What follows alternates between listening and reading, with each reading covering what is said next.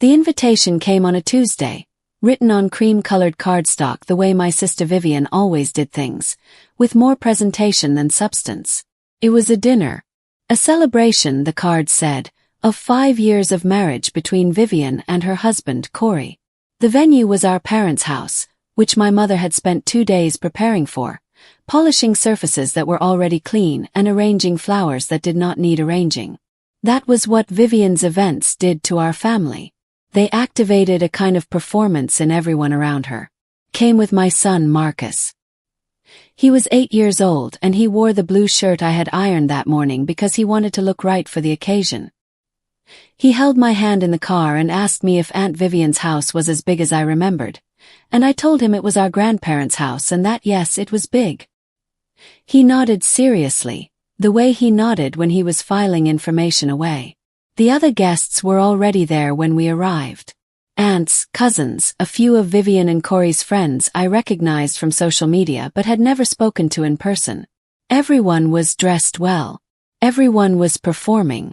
I smiled and greeted people and found a seat near the end of the table. Something felt off the moment I sat down. I could not name it yet, but I had learned to trust that feeling. The comment came 40 minutes into the dinner, wrapped so neatly in fake concern that half the table did not even register it as an insult. Vivian was talking about education, about the importance of stable environments for children, and she turned to Marcus with a smile that did not reach her eyes and said, "It must be hard for you, sweetheart, growing up without a real family structure. Without both parents in the home." She said it gently. That was the skill she had developed over years of practice. Cruelty delivered softly, with a tilt of the head, in a voice that allowed her to later say she was only being concerned. Marcus looked down at his plate. He was 8. He understood more than people gave him credit for, but he did not yet have the language for what had just happened to him. I saw his jaw tighten the smallest amount. The table went quiet. Not the comfortable quiet of people who had nothing to say. The uncomfortable quiet of people who knew something had been done and did not want to be the one to address it. No one spoke. My mother looked at her glass. My aunt shifted in her seat. I placed my hand on Marcus's shoulder. Gently, steadily, the way you hold something you are not going to let go of. I did not respond to Vivian. Not yet. I simply sat with my hand on my son's shoulder and let the silence do what silence does when the wrong person controls it. After the comment, Vivian moved the conversation forward the way she always did, as if she had simply made an observation and it was everyone else's job to keep up. She laughed at something Corey said. She refilled her glass. The table slowly resumed its noise. I leaned close to Marcus and said quietly, "You good?" He nodded. He said, "Yeah." He was not fully fine. But he was 8 and he was brave and he did not want to make things harder for me, which was itself a thing that broke something small inside my chest. I straightened up. I looked around the table with an expression that I kept very neutral, and I noted, one by one, who had said nothing. My mother, my Aunt Petra, my cousin B, 2 of Vivian's friends who had actually laughed softly, probably unsure what else to do. I noted all of it without writing anything down. I did not need to write it. I had a very good memory for things that mattered. Vivian caught my eye from across the table. She offered me a small, satisfied smile. The kind that said she had done the thing she came to do and was pleased with how it had landed. Smiled back. Pleasantly. Only. She read that smile as submission. She had always misread my calmness as having nothing behind it. That was her most consistent mistake. Here is what the people at that table did not know about me and Vivian. For 6 years, from the time she married Corey to the night of that anniversary dinner, I had been quietly filling gaps in their life that nobody was supposed to see. It started in the 2nd year of their marriage. Vivian called me in a panic on a Thursday evening and said they were short on rent. She made it sound like a one-time issue. Cash flow gap. She promised it would not happen again and she asked me not to tell anyone. I transferred the money within the hour. The one-time gap became a recurring pattern. Every 4 to 6 months a call. Sometimes from Vivian directly, sometimes framed as borrowing, sometimes so subtly worded that I only understood what was happening when I saw my bank balance afterward. A total of 9 separate transfers over 3 years. I also helped with reputation. When a mutual friend asked me directly whether Vivian and Corey were doing well financially, I said yes. Because I thought I was protecting my sister. Because family meant you covered for each other. I cooked food for events at their house when Vivian was overwhelmed and did not want her guests to know. I drove Marcus across town to be dropped at her place during the one weekend a year she hosted her in-laws, to make the gathering look fuller and warmer. I did all of this without complaint, without credit, and without anyone knowing. The first crack I noticed was not dramatic. It was a date. About 8 months before the anniversary dinner, Vivian mentioned at a family gathering that she and Corey had celebrated a work promotion of his with a trip to a coastal resort. She named the resort. He showed photos. Everyone appreciated the photos. 3 days later, I was going through old messages while looking for something unrelated, and I found a message Vivian had sent me the same weekend of that supposed trip. She had asked me to cover a grocery delivery for her because, she said, she was stuck at home dealing with a billing issue and her card had been blocked. She was not at a coastal resort that weekend. She was at home with a blocked card. I looked at the message for a long time. Then I looked at the resort photos again on social media. The timestamps on the photos were not verifiable. The photos could have been taken any time. I did not confront Vivian. I had a rule about confrontation. It was only useful when the other person could not simply deny the evidence and walk away. A single conflicting date was deniable. I needed more. So instead of saying anything, I opened a note on my phone and I typed, "Resort trip. Check date, cross-reference." I gave it a folder name that had nothing suspicious about it. I saved it and put my phone in my pocket. That was how it started. Over the following 4 months, I collected information the way I had always done things. Carefully, without announcing it, and only when I was certain what I was looking at was real. I went back through my bank records and I noted every transfer I had made to Vivian or Corey over the past 3 years. Dates, amounts, stated reasons. I put them in a spreadsheet. Then I compared the transfer dates to what I could observe from Vivian's public social media presence. In several cases, the transfers happened within a week of a post showing a luxury purchase, a holiday, or an expensive meal. The timing was consistent enough to be a pattern rather than a coincidence. I also found, through a search of public business records, that Corey had been a director of a small company that had been dissolved 2 years earlier. I did not know about this company. Vivian had never mentioned it. The dissolution filing included outstanding liabilities. I was not a financial investigator. I was a logistics coordinator at a mid-size company. But I had spent years organizing complex information at work, tracking timing and dependencies, and spotting the places where the numbers did not line up. I used the same skills here. What I was building was not a case for revenge. It was a record of reality. Because I had learned by that point that when you are dealing with someone who is skilled at controlling perception, the only thing that stands up is documented truth. And the truth was looking more complicated than I had expected. Vivian's social media presence during this period was something to observe closely. She posted consistently, 2 to 3 times a week, always polished, always with a caption that suggested ease and abundance. Photos of Sunday brunches with Corey, framed to show the quality of the restaurant. A video of fresh flowers she had received, the camera panning slowly to show the whole arrangement. Anniversary photos from their 3rd year, their 4th year, a countdown post to the 5th. The comments were always full. People who were not close enough to see behind the image responded the way people respond to a well-constructed picture of happiness. They called it goals. They used words like blessed and beautiful. I watched all of it and I thought about the grocery delivery message. I thought about the blocked card. I thought about the 9 transfers over 3 years and the dissolved company with outstanding liabilities. The gap between what she was showing and what I knew to be true was not small. It was wide enough to drive a vehicle through. Around this time, my cousin B posted a comment on one of Vivian's photos saying that she had heard Corey's firm was expanding. She tagged Vivian and asked if the rumors were true. Vivian confirmed enthusiastically with 3 celebration emojis. B believed it completely. She moved on. She did not dig. But I had already checked the public registration for Corey's current company. There was no expansion filing. There was, however, a recent credit inquiry attached to the business registration. I added that to the folder. 3 months before the anniversary dinner, Vivian hosted a small gathering at her house. A cousin's birthday, loosely organized. The kind of event that does not require much effort but gives the host visibility. Marcus came with me. He was polite and quiet and sat beside me most of the evening. Vivian found her moment when a group of relatives were talking about schools. She turned to Marcus and said, "Your mom is doing her best, of course. It's not easy raising a child alone, is it?" She patted his head. She looked at the room when she said it, not at him. Marcus looked at me. I looked back at him steadily and gave the smallest nod. The nod that meant, "You are fine, I see it, keep going." He nodded back and returned to his drink. My aunt said, "Vivian, that's a bit much." And Vivian laughed and said she was only being honest and caring, and surely honesty was not a crime. After that gathering, something changed in me.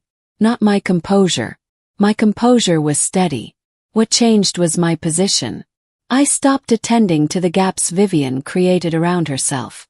The next time she had a billing issue, I let her message sit for 4 days before I replied to say I was not in a position to help right now. I was no longer protecting anything. I was preparing. The financial picture I was building had one area I kept returning to because the numbers simply did not work. Corey's declared income from his current company, based on the public filings I could access, was a reasonable professional salary. It was comfortable but not excessive. It would cover a modest lifestyle with some room to spare. But the lifestyle Vivian and Corey were displaying was not modest. The apartment they lived in was in a premium building. The car Corey drove was new and expensive. The restaurant meals, the trips, the furniture that appeared in background shots on Vivian's posts, none of it matched a comfortable but not excessive income. There were 3 possible explanations. 1. Corey had an additional income source that was not publicly visible. 2. They were spending beyond their means on credit. 3. Both. I leaned toward both. The 9 transfers I had made were small compared to the lifestyle being displayed, which meant the gaps I had been filling were not the whole picture. Something else was funding the image, or the image was being maintained on borrowed money, which meant eventually the debt would become visible. What I did not know yet was the full extent of it. I had pieces, had a pattern, but I was missing the specific detail that would connect everything into a clear, undeniable truth. Kept collecting. Kept waiting. The external confirmation came from a woman named Donna Ashworth. Donna was not a close contact. She was someone I had met through a professional networking group 2 years earlier, and we had stayed loosely connected through occasional messages. She worked in commercial property management. One evening she sent me a message asking if I was related to the Corey who had an architectural consultancy on a particular street downtown. I said yes, he was married to my sister. There was a pause before her reply. Then she said she wanted to be careful about what she shared, but that she thought I should know that Corey's firm had a commercial lease in arrears that was approaching a formal default notice. She had seen the file come through her office. She had not handled it directly but had seen enough to recognize the name. She asked me not to tell anyone she had mentioned it. Thanked her. I told her I appreciated her being careful. I did not ask her for anything more. But I sat with what she had said for a long time that evening. A commercial lease in arrears approaching formal default. That was not a cash flow gap. That was a business in serious financial trouble. And if the business was in serious trouble, then the income Corey's lifestyle depended on was significantly less stable than it appeared. The bigger secret Donna had hinted at was not the arrears itself. It was what the arrears confirmed about everything else. The pattern was no longer a suspicion. It was a structure. After Donna's message, I made a decision that was difficult in a quiet way. Stop. Not dramatically. I did not send anyone a message announcing that I was withdrawing. I simply became unavailable in the ways I had previously been available. When Vivian mentioned, casually and without directly asking, that things were a bit tight this month, I said I understood and asked how she was planning to manage it. She did not answer that question. She moved to a different topic. I did not follow up. I did not offer. The discomfort of not offering was real. I had spent 6 years building the habit of closing gaps for my sister, and the instinct to do it again was present every time I got off the phone with her. But I had learned to be honest about what my help had been doing. It had not been saving her. It had been maintaining an image that was hurting her, and eventually, if it continued, it would hurt people beyond just her. My withdrawal was not punishment. It was simply me stopping a contribution to something I could no longer pretend was stable. Within 6 weeks of stopping, I noticed changes. Vivian's posts became slightly less frequent. The restaurant photos disappeared first. Then the branded shopping content.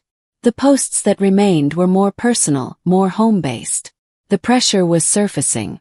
She was managing it behind the scenes, but the management was showing at the edges. I watched and I waited, and I kept everything I had organized in the folder on my laptop, backed up in 2 places. 2 months before the anniversary dinner, Vivian called me on a Saturday morning. She was careful with her tone, which meant she needed something significant. She said they were exploring options for refinancing, and that it would help to have a letter of support from a family member confirming their stability. She did not use the word desperate. She said it was a standard request, purely procedural. I said I was not comfortable providing that kind of letter without a clear picture of the full financial situation, and that if she wanted to share that with me, I was happy to have the conversation. She said that was not necessary, it was just paperwork. I said I understood, but that I was not able to sign something I could not verify, and I left it there. The call ended pleasantly on the surface. She said she would sort it out another way and not to worry about it. I was not worried. But I did note the call in my record, with the date and the specific request. Because a request for a letter of financial support, at the same time as a commercial lease approaching formal default, confirmed that the situation was moving toward a point where external rescue was being actively sought. The anniversary dinner was now 6 weeks away. The timing was not my doing. But I noticed it. The celebration that was being planned was happening precisely when the thing being celebrated was most in need of an audience. Marcus asked me one evening why we were still going to family dinners when people there sometimes said things that were not kind. He asked it plainly and without drama, the way he asked most things. He was sitting at the kitchen table doing his reading homework, and he looked up at me with that serious expression of his and said, "Why do we keep going, Mum?" I thought about it honestly before I answered him. I said, "Because sometimes you have to be in the room when the truth is ready to be heard. And because I want you to see how to handle difficult people without becoming difficult yourself." He thought about that. He said, "Is the truth ready yet?" I looked at him. Years old. Already understanding more than most adults gave him credit for. I said, "Almost." He nodded and went back to his homework. I stood in the kitchen for a moment after that and let the weight of the decision settle. Because it was a decision, not just a reaction. I had been working toward a point where what I knew could not be dismissed or denied or reframed. I was close. Very close. But I had been choosing to wait until it was complete rather than act from emotion.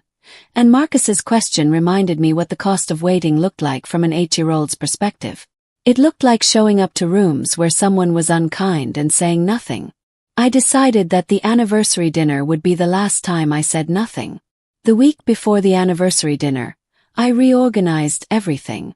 I had been collecting for months. Now I laid it out in full and looked at it the way I looked at complex logistics at work. From the outside in, checking for gaps, checking for anything that would not hold under questioning. The spreadsheet of transfers to Vivian and Corey. Complete with dates, amounts, and descriptions. 9 entries over 3 years. Total, a number that would mean something to anyone at that table. The social media record. Screenshots of posts alongside dates of my transfers, demonstrating the pattern of lifestyle display coinciding with financial requests to me. The public record search. The dissolved company with outstanding liabilities. The current company registration. The credit inquiry. The lease arrears information, which I noted carefully, including where it came from because I would not present information I could not stand behind. The timeline of the refinancing letter request. A date. The exact wording. And then one more document I had built. A clean, simple one-page summary that put the whole picture into order for anyone reading it without prior context. No emotion. No interpretation beyond what the facts supported. Just, here's what happened, here's when it happened, here's how it connects. I read the summary 3 times. Held together. I saved everything to the folder. Backed it up. The final piece was still in place. Had it. The dinner was 3 days away. The final piece was a business registration document. I had been checking the public filing system periodically over the preceding months, tracking Corey's current company. On the Thursday before the anniversary dinner, a new document appeared. A voluntary administration notice, filed 2 days earlier. Voluntary administration meant the company had formally acknowledged it could not pay its debts as they fell due. It meant an independent administrator had been appointed to assess the situation. It meant the company was not just under pressure. It was in a formal process of financial distress. This was a matter of public record. Anyone could look it up. But almost no one did, because almost no one thought to, especially when the person running the company was posting photos of anniversary celebrations and describing the firm as expanding. I downloaded the document. I added it to the folder. I updated the summary page with this final detail. The picture was now complete. It connected the dissolved first company to the current company in administration. It connected the lease arrears to the refinancing request. It connected the lifestyle display to the transfers I had been quietly making. Every piece joined to every other piece. Closed my laptop. I felt something that was not satisfaction and not triumph. It was closer to clarity. The kind of clarity that comes when you have looked at something long enough to see it exactly as it is, without any layer of wish or assumption over it. Now I waited for Sunday. The anniversary dinner was set for Sunday at 6 o'clock. My mother had spent another 2 days preparing the house. There were candles on the table, real ones, and a printed menu card at each place setting. Vivian had sent a specific list of people to invite, a curated audience, family members who she knew would be impressed and who had no reason to look behind the presentation. I arrived at 5:45 with Marcus. He was in the blue shirt again. He had chosen it himself. Vivian was already there, moving through the room with the ease of someone who believed completely in the environment they had constructed. Corey stood near the window talking to my uncle. He was relaxed and charming and showed nothing. I greeted everyone. I sat in my usual spot near the end of the table. Marcus sat beside me. I had not brought the folder. I had not brought any printed documents. Everything I needed was organized in my head and on my phone, and I had memorized the key details precisely because I knew that paper could be dismissed, but a calm person who knows their information exactly is much harder to redirect. Vivian caught my eye when she passed behind my chair. She smiled warmly. She touched my shoulder briefly as she went by. Smiled back. The candles were lit. The food was served. The celebration began right on schedule. It happened during the main course. The conversation had moved to family, to children, to the question of how people balance careers and parenting. It was a natural flow, and I watched Vivian navigate it toward the same place she always navigated when she had an audience and I was in the room. She said, looking at Marcus with that practiced tilt of the head, "Of course it's different for you, sweetheart. You've had to grow up in an unconventional situation. A home without both parents. I worry about children in those circumstances. Really do. The research on stability is quite clear." She looked around the table when she said, "The research," as if this was an informed concern rather than a calculated insult. Marcus looked at his plate. His jaw tightened exactly as it had at the previous dinner. He was 8 years old and he had done nothing to deserve this. The table did what it always did. It went quiet. Cutlery moved against plates. Someone refilled a glass. I set my fork down carefully. I did not look at Marcus this time. I looked at Vivian. I said, "That is interesting, Vivian." My voice was even. Not cold, not sharp. Even. "Speaking of stability, can I ask you something?" Vivian heard the tone. Something crossed her face very briefly, but she covered it immediately with a smile and said, Of course. She did not realize what she had just agreed to. The question I asked was simple. I said, "How is Corey's firm doing? I heard there were some exciting developments." I said it lightly, the way you ask about someone's garden or their weekend plans. No weight in the voice. No obvious intention. Corey looked up from his plate. His expression did not change dramatically, but it shifted by one small degree. The kind of shift that is visible to someone who is watching for it. Vivian said, "It's going really well. Things are expanding. It's been a strong year." She said it fluently. She had been saying it for months in various forms. It had the ease of a sentence that has been repeated until it feels like memory. My uncle said, "That's great. Expanding in what direction?" Vivian began answering and I let her answer. I listened to the full response. It was detailed and confident and completely disconnected from the voluntary administration notice that had been filed on the public record 4 days earlier. When she finished, I nodded. I said, "I ask because I was looking at some business filings recently, related to something at work, and I thought I saw Corey's company name come up. Probably nothing." I picked up my fork again and returned to my food. The table continued. But the air in the room had changed. Corey was very still. Vivian was smiling, but she was working to maintain it. I had placed a small stone in the middle of the table. Not a boulder, just a stone. My uncle was the one who asked the follow-up. He was a practical man who had spent 30 years in commercial insurance, and he did not like loose ends. He said, "What kind of filing? Administrative or regulatory?" I said, "I am not 100% sure. Could have been a different company. The name was similar." I said it easily without looking at Corey. Corey said, "There are a few businesses with similar names in the directory. Easy to mix up." His voice was measured. He had practice with this. My uncle said, "What's your company's registration number? I can clear it up quickly." Vivian said with a small laugh, "We are not doing business audits at the dinner table, surely." My uncle said mildly, "It takes 30 seconds. There was a pause. Corey said the number. My uncle typed it into his phone. He was the kind of man who actually followed through.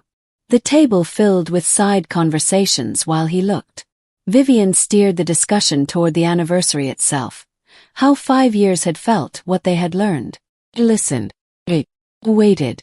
My uncle looked up from his phone. His expression had gone very still. He looked at Corey. He said, "This shows a voluntary administration notice.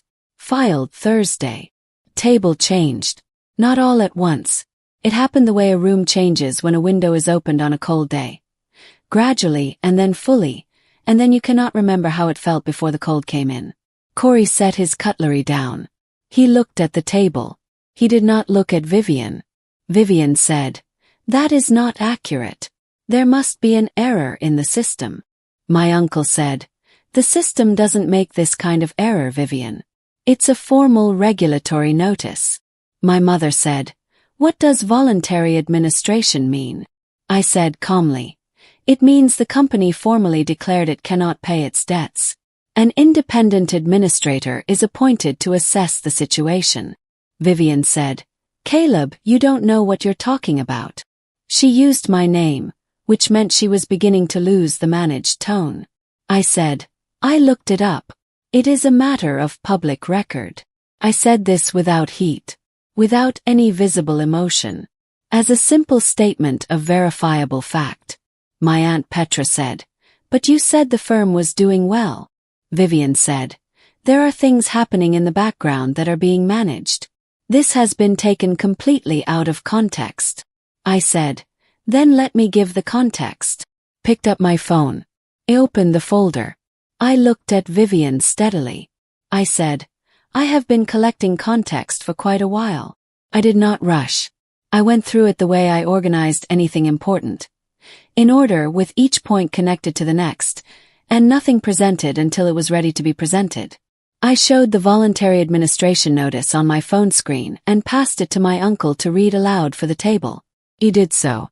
Every word was clear. Then I showed the dissolved first company filing. The one with outstanding liabilities from 3 years earlier. I explained what it was and when it had been filed. Then I showed the lease arrears document, the one Donna had told me about, which I had since located through the commercial property registry. I stated where I had found it and how it connected to the current administration notice. Then I turned to the spreadsheet. 9 transfers to Vivian or Corey over 3 years. I read the dates and the amounts. I did not editorialize. I read them as they were. The table was completely silent. I said, I paid these amounts because I was told they were temporary gaps. Cash flow issues. That is what I was told every time. The timeline you can see in the filing history suggests these were not temporary. They were consistent with a financial structure that has been under serious pressure for at least 4 years. Vivian said, This is a betrayal. This is private family business. I said, It is a matter of public record. I am reading from public documents. The transfers are from my own bank account. There is nothing here that is not verifiable. The crack in Corey came from a direction I had not predicted. My Aunt Petra, who had been quiet since the transfer amounts were read, turned to Corey and said, Did you know she was helping you all this time? Corey looked at Vivian. It was a brief look, less than 2 seconds. But it said everything. He said, I knew about some of it. Vivian said, Corey. He said, I knew. His voice was flat. Not defensive. Just flat, the way a person sounds when they are too tired to maintain the alternative. Vivian said, This is not the place. He said, Vivian. It's a public filing. It was filed on Thursday. I signed it on Wednesday. There is no version of tonight where this does not come out. The room absorbed that. My mother said, Wednesday. But you sent the dinner invitations on Friday. Vivian said nothing. My uncle said, You invited everyone to celebrate a marriage while knowing the business had gone into administration 2 days before?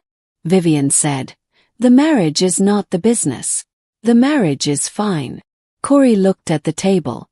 He said, The marriage is not fine, Vivian. And there it was. Not what I had placed there. What the truth placed there, because that is what truth does when it runs out of room. It surfaces on its own terms. The silence after Corey spoke lasted a long time. Then Vivian's composure came apart in the way composure comes apart when it has been constructed rather than grown. All at once, in multiple directions. She said that Corey was being unfair. She said that I had ambushed her at a family celebration.